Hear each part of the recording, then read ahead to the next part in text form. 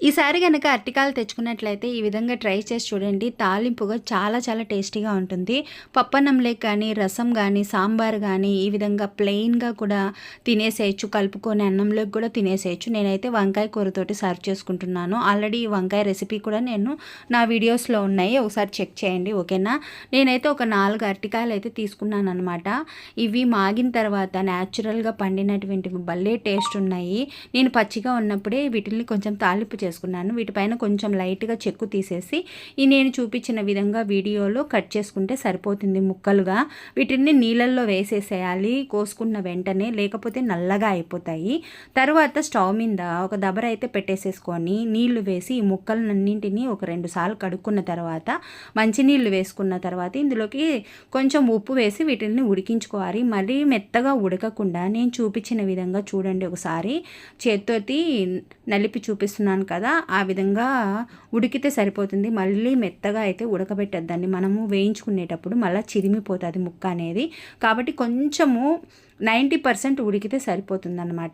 తర్వాత స్టవ్ మీద బాండీ అయితే పెట్టేసుకొని ఒక 4 స్పూన్ల వరకు ఆయిల్ వేసుకొని ఆవాలు చిటపటలాడిన తర్వాత అలాగే ఇందులోకి శనగపప్పు, ఉద్దిపప్పు కూడా కలర్ చేంజ్ అయినంత వరకు వేయించుకున్న తర్వాత ఎర్రగడ్డ ముక్కలు, ఒట్టిమిరపకాయలు, కరివేపాకు ఈ మూడింటిని కూడా వేసేసేసి లైట్గా ఫ్రై చేసుకోవాలి. ఇవి మరీ మెత్తగా కొంచెం ముక్క మెత్తబడితే సరిపోతుంది, కానీ ఎర్రగా వేగేంత వరకు ఏం వేయించుకోవాల్సిన అవసరం లేదు.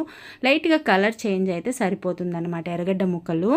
తర్వాత ఇందులోకి అల్లం తెల్లగడ్డ పేస్టు, పచ్చిమిర్చి కచ్చా పచ్చాగా దంచుకొని వేసుకోవాలన్నమాట. వీటి మూడింటిని వేసేసుకొని ఇందులోకి మసాలా ఇవేనండి. చాలా చాలా టేస్టీగా ఉంటుంది. ఒకసారి మీరు ట్రై చేసి చూడండి, చాలా బాగుంటుందన్నమాట. ఇందులోకి కారం పొడి ఏం వేయాల్సిన అవసరం లేదు. ఆ పచ్చిమిర్చి పేస్టే సరిపోతుంది. కారం పొడి వేస్తే మళ్ళీ టేస్ట్ వేరేగా మారిపోతుంది కాబట్టి నేను కారం పొడి అయితే ఏమి వేయడం లేదు. తర్వాత ఇందులోకి ముందుగా ఉడకపెట్టుకున్నాం కదా ముక్కలు, అరటి ముక్కలు ఉన్నాయి కదా, అవి కూడా వేసేసేసుకొని ఇందులోకి ఒక 1/4 స్పూన్ వరకు పసుపు కూడా వేసేసుకొని ఒకసారి బాగా ముక్కలకు పట్టేటట్లుగా ఈ మసాలా అంతా బాగా కలుపుకోవాలి. ఒకసారి నిదానంగా కలుపుకుంటే సరిపోతుంది. మళ్ళీ స్పీడ్గా కలిపేయకండి, మెత్తగా అయిపోతాయి ముక్కలు అనేటివి. కలుపుకున్న తర్వాత మూత పెట్టేసి కాసేపు ఉడికించుకోవాలి.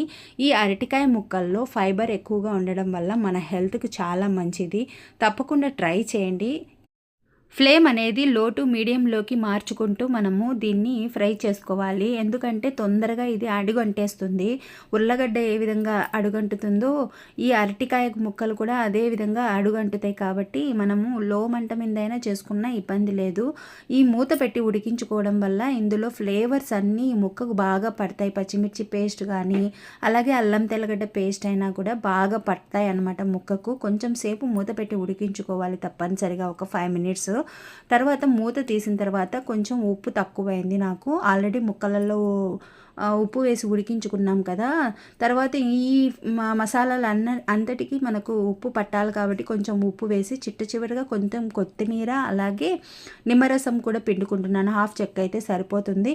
ఇవన్నీ వేసుకున్న తర్వాత ఒకసారి కలబెట్టుకొని సర్వ్ చేసుకోవడమే. చాలా టేస్టీగా ఉంటుంది. సాయంత్రం పూట కూడా మనము ఈవినింగ్ స్నాక్స్ లాగా కూడా తినేసేయచ్చండి.